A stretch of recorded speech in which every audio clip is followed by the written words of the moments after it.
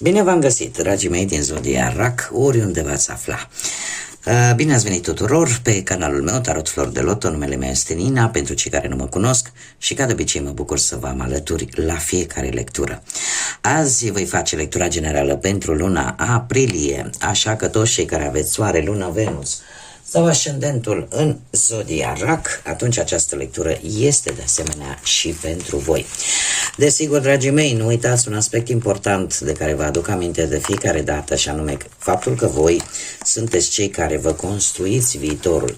Așa că vă rog din suflet să luați decât acele mesaje care rezonează cu voi, iar restul lăsați-le să zboare în univers, pentru că sigur sunt pentru alte energii, pentru alte persoane care într-o mai mică sau mai mare măsură au o legătură cu Zodia Rac.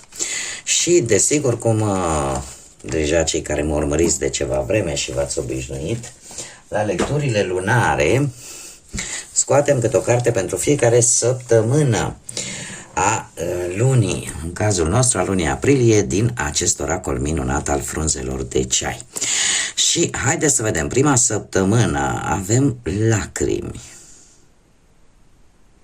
Dragilor, chiar din prima săptămână se pare că aveți o părere de rău pentru ceva personal, o pierdere personală, o părere de rău.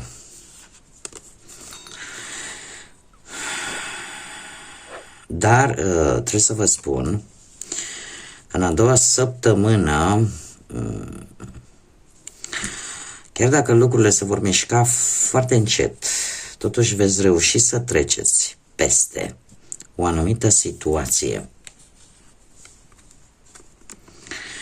Aveți o protecție din partea unei persoane puternice, care poate să fie un prieten, prietenă, și veți simți această protecție în a treia săptămână.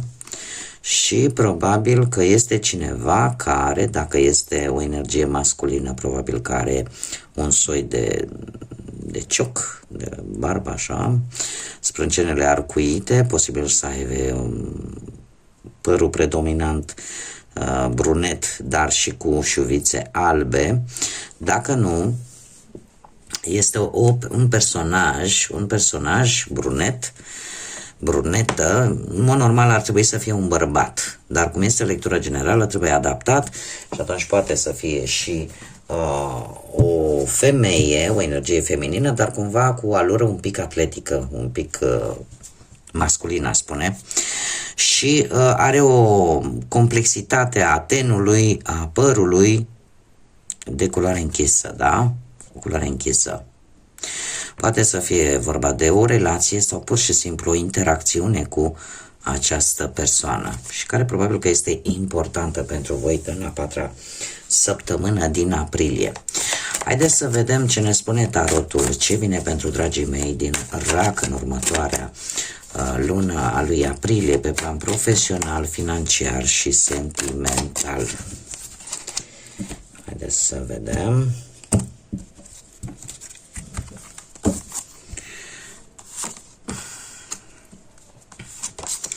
Dragilor, pe plan profesional, voi tot trageți posibil încă de anul trecut, de undeva din iulie, posibil unii dintre voi, de o anumită situație legată de muncă. Tot încercați să fiți în echilibru, poate cu vreun job, ori poate că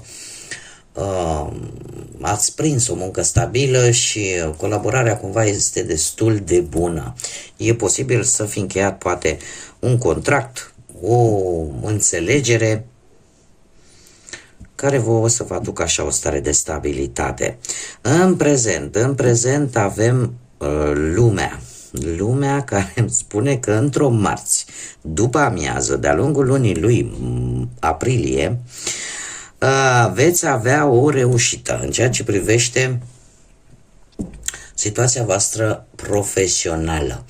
E posibil ca în sfârșit să vezi ceva rezultate bune în ceea ce privește un plan în carieră, în profesia ta, sau să fie nevoie să faceți o călătorie în străinătate pentru un job.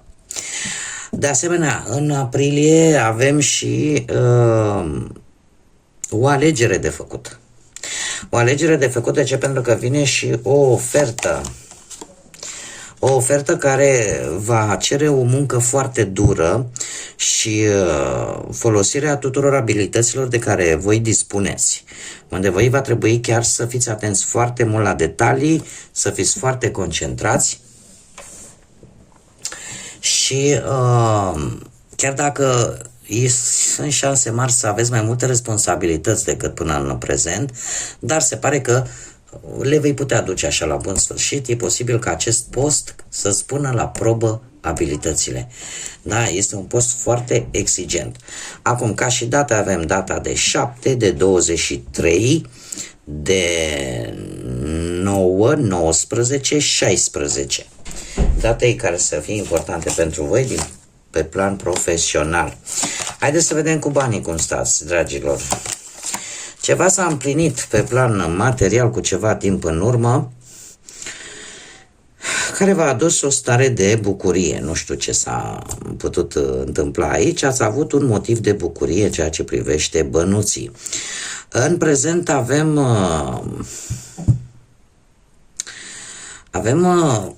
ori pe cineva din anturajul familiar, poate să fie tată, socru, frate mai mare, nu știu, un personaj care, din punct de vedere, aș zice, figură mai mult paternă și care are o stabilitate, are o poziție socială destul de bună pentru unii dintre voi. Zodia Berbec, posibil, pentru că e un arcan major care reprezintă zodia Berbec și care mie îmi spune că unii dintre voi sunteți în acest moment într-un proces legal pentru obținerea poate a unei moșteniri sau pentru o anumită reușită financiară, pentru a reuși ceva. E posibil să plătiți poate sau să vreți un rang social mai înalt și să aveți nevoie de un anumit sprijin economic. Vine o schimbare. Vine o schimbare pozitivă, aș spune eu. Acum, ce pot eu să vă spun? Că e posibil ca ceea ce voi întreprindeți din punct de vedere financiar în această lună să aibă repercursiuni sau să aibă un ecou undeva în toamnă pentru unii dintre voi. Dar aprilie vine cu comunicare, aprilie vine cu o situație materială în creștere și e posibil să luați o decizie corectă din punctul ăsta de vedere financiar în urma unei comunicări la distanță, da? Sau în urma unei călătorii la distanță.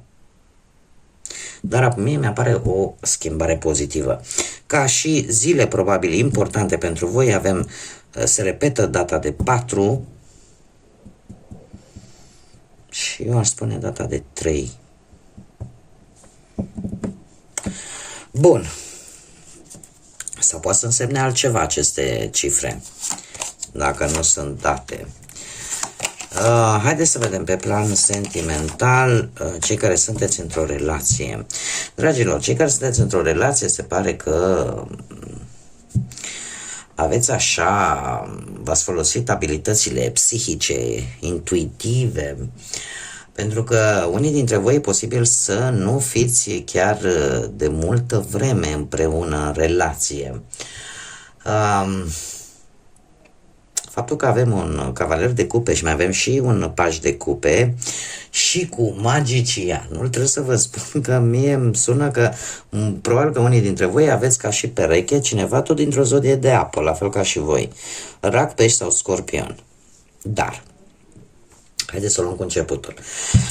Acest cavaler de cupe mie îmi spune că ați avut o conexiune foarte solidă încă de la început și chiar mentalitatea amândorura a fost către viitor. Da, chiar v-ați gândit poate la căsătorie, da, la oficializarea relației pentru unii dintre voi. În prezent aveți acea uniune, atât în spirit cât și în ființă, da, ca să zic așa, cu magicianul. Și eu aș spune că mulți dintre voi e posibil să vă fi planificat poate o căsătorie sau sau poate cununie. Dar eu spune că undeva în mai către toamnă. Chiar dacă aici am scris solstițiul de iarnă, totuși mie îmi spune că ar fi undeva către toamnă. Dar, lăsând aceste lucruri la o parte, situația actuală mie îmi spune că ați trecut peste situații negative și v-ați dat seama că la voi stă puterea, voi încercați să rezolvați aceste situații, da, dacă ele există în relația voastră, și luna lui aprilie eu aș spune că tocmai datorită intuiției care vă caracterizează, aveți cumva, cum să spun eu, știți cum să manevrați, ca să zic așa, lucrurile în așa fel încât se va lua o decizie importantă în luna lui aprilie vis-a-vis de o nuntă sau o logodnă serioasă și chiar poate de venirea unui nou membru în familie. Și când mă refer la nou membru, nu mă refer la altcineva din exterior, mă refer la un copilaș. Da, e posibil pentru unii dintre voi să primiți o veste bună de genul acesta, care să nu facă altceva decât să întărească relația și mai mult. Haideți să vedem cei care sunteți singuri. Cei care sunteți singuri, dragilor. Hai, dragilor dragi, ați avut o perioadă, cei care sunteți singuri în urma poate a unui divorț, sau, din păcate a văduviei, sau poate a unei separări, sau poate pur și simplu nu v-ați găsit voi jumătatea până în prezent. Dragilor, ați avut de luptat, ați luptat cu ceva timp în urmă pentru o anumită persoană, pentru câștigarea inimii unei anumite persoane. Problema este că în acest moment sunteți un pic în dilemă, sunteți foarte izolați și parcă nu primiți niciun răspuns, sau parcă nu, cum să zic eu, vă simțiți voi sărăciți de anumite sentimente, vă simțiți singuri, cumva. E posibil ca persoana pe care voi ați pus ochii să nu vă corespundă și cumva să pierdeți timpul cu cineva care, din păcate, e posibil să nu aibă niciun interes pentru voi. Acum, sau cel puțin asta gândiți unii dintre voi, posibil să gândiți acest lucru. Luna lui aprilie. Luna lui aprilie vine cu această regină de bâte. O regină de bâte care ne vorbește de zodii de foc, berbec, leu, săgetător. Ne vorbește de cineva pe care e posibil să mari șanse să cunoașteți respectiva persoană sau să vă întâlniți cu această energie la un eveniment important, la un eveniment social. Și cum bine știm, nu avem... Aprilie are o conotație importantă din punct de vedere religios, atât pentru noi ortodoxi cât și pentru catolici. De ce? Pentru că se va celebra Sfintele Sărbători Pascale, așa că și aici, cel puțin la noi, de fiecare dată nu se strânge lume multă, de obicei în tot felul de evenimente unde se strânge lume multă. Acum, e posibil ori într-un eveniment de genul ăsta să vă întâlniți cu cineva sau apare pur și simplu, poate la locul de muncă, poate să reușiți să o găsiți prin intermediul internetului sau, cum am mai spus, la un eveniment social. Dar este o persoană care de obicei este în evidență, este o persoană destul de energică, așa, destul de dominantă și foarte decisă, da? De obicei nu prea se lasă așa până nu obține ce își dorește și are cum să spun eu, o energie independentă. Plus de asta este o persoană care îi place să fie în centrul atenției, da? Și care nu prea suportă răspunsurile negative, da? Este o șansă pentru voi, este o persoană care voi în acest moment nu o cunoașteți, din câte văd eu aici, dar foarte curând o veți cunoaște de-a lungul lui aprilie. Iar persoana după care voi ați alergat și v-ați luptat și ați încercat să ieșiți în evidență, o să auziți ceva de această persoană anul viitor. Ceva important. Bun, haideți să vedem, mergem mai departe și haideți să vedem inițiale de nume, prenume, porecle sau pseudonim de persoane care pot avea o importanță sau cu care voi veți comunica de-a lungul lunii lui aprilie. Și avem prima literă, care este litera D. Haideți să vedem. Litera A, litera H, litera C, litera R, încă o dată se repetă litera C, litera O și litera J. Ca și zodii, în afară de cele pe care vi le-am enunțat de-a lungul lecturii, avem așa. Dragilor, predomină zodiile de aer, Gemeni, Balanță, Vărsător, dar avem de asemenea atât zodii de foc, Berbec, Leu, Săgetător, cum mai puțin este adevărat, dar nu imposibil, anumite zodii de apă, la fel ca și voi, Rac, Pești sau Scorpion. Haideți să vedem ce ne spun zarurile astrologice pentru voi, ce mesaj aveți pentru zodia Rac de-a lungul lunii aprilie. Și avem un soare, zodia Taur și casa a noua.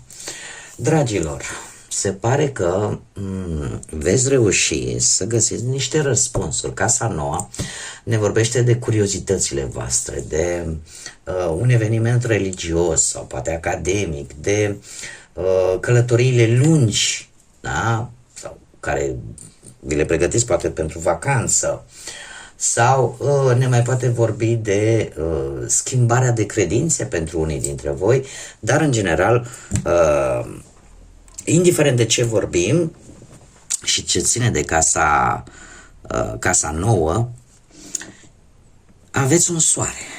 Aveți un soare, o bucurie și care are legătură cu, posibil, ori cu zodia Taur, cu cineva din Taur, ori pur și simplu are legătură cu realitatea terenală.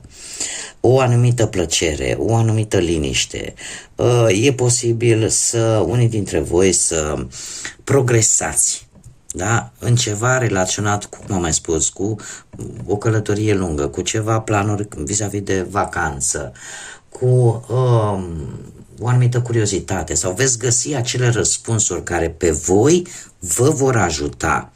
Da, vă vor ajuta foarte mult, pentru că soarele ne vorbește de partea voastră luminată. Alții e posibil, nu știu, să prin credință să descoperiți lucruri noi, să descoperiți lucruri pozitive și care să vă ajute să creșteți, să vă ajute să vă dezvoltați. Da? Este ceva important pentru voi, care e posibil să vă fie ocupat timpul în ultima perioadă și cumva lucrul ăsta în sfârșit își va găsi un răspuns, da? Mai precis. Haideți să vedem și ce mesaj are Universul pentru voi. Un mesaj, te rog, pentru dragii mei din Rac. Un mesaj, te rog, pentru dragii mei din Rac.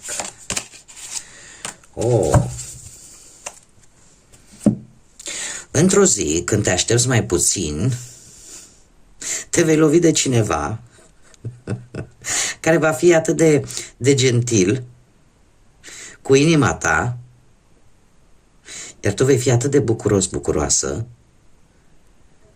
că o vei ține deschisă. Îți vei ține inima deschisă. Vei avea atât de multă bucurie încât vei alege să crezi că într-adevăr meriți mai mult. Ce frumos mesaj! Am făcut aceste mici pauze pentru că este scris în engleză și încerc să vi-l traduc cât mai repede și cât mai bine posibil.